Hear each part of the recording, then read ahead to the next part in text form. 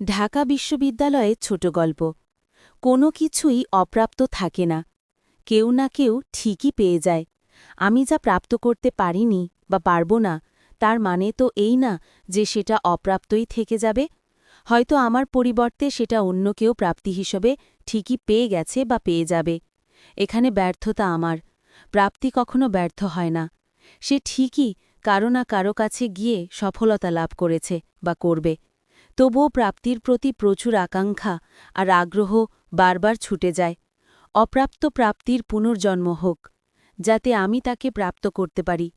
হয়তো আপনাকে পেয়ে গেলে আজ এখানে আসতে পারতাম না।